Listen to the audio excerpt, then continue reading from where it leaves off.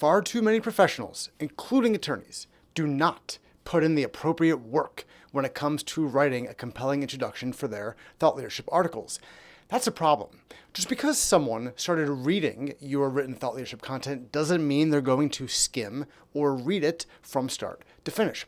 If your introduction doesn't pull them in and make them want to read your content, you failed. Here's 5 reasons why an effective introduction is so important for your written thought leadership. First, you can create a great first impression on your readers.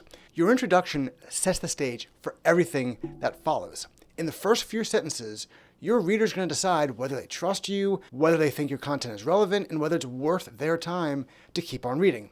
A well-written introduction lets a reader know early on that they're about to read a quality piece of content. Likewise, a poorly written introduction signals to them, hey, you might want to skip this. It's probably going to be a piece of crap. Second, you can capture their attention with an effective introduction. A well-written introduction grabs the reader's attention and makes them feel like they need to keep on reading. Maybe you're telling a war story, maybe you're discussing an interesting statistic, maybe you're noting a recent current event of relevance. But whatever you're doing, you've got to pique your reader's interest in your introduction. Otherwise, why would they bother reading any further? Third, with an effective, well-written introduction to your thought leadership, you can frame the topic you're covering in a way that's relevant to your readers. When you frame the topic in a way that's relevant to your readers, you're signaling to them that you understand the challenges and the issues that they're dealing with by clearly articulating up front the topic at hand and the opportunities or problems that it presents. You're telling your readers, hey, keep on reading, and you should invest your time in this article because it's being written by me, someone who is knowledgeable and wise about the topic. Fourth, you can establish credibility with an effective, well-written introduction by making references in your introduction that show that you're a credible author and a credible source of information. You can mention slang or jargon or inside baseball type facts and analogies or recent relevant events or any other items that signal to your readership that you are credible and that they should take the time to read what you have to say by referencing or mentioning things that only people in the know would know.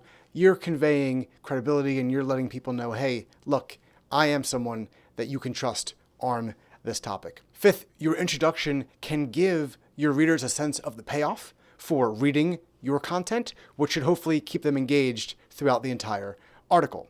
If you have an introduction that provides a roadmap to your readers about what they're going to learn, why it matters, how it's relevant to them, what they should take away from the article, you can keep them invested in reading your article and prevent them from clicking away to another browser tab or reading another email. If you provide an overview in your introduction of all those things, but you don't give away the store, your readers' interest will be piqued. They're going to be interested in reading because they have a sense of what they're going to learn, but they need to actually read or skim to learn it. And they'll have a better sense of where they're going to end up after they read. So they'll be more invested and more interested in reading because they know where they'll end up. They don't have to worry about being led astray or having uncertainty as to the point of the article and why they should read it in the first place. If you want your written thought leadership to be effective, people need to read it.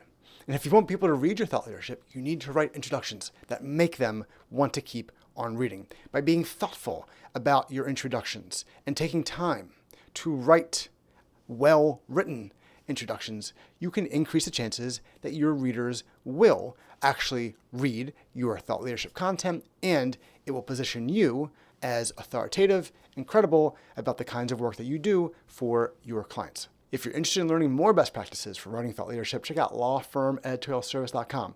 We have more than 400 videos, blog posts, and podcast episodes that could help you do just that.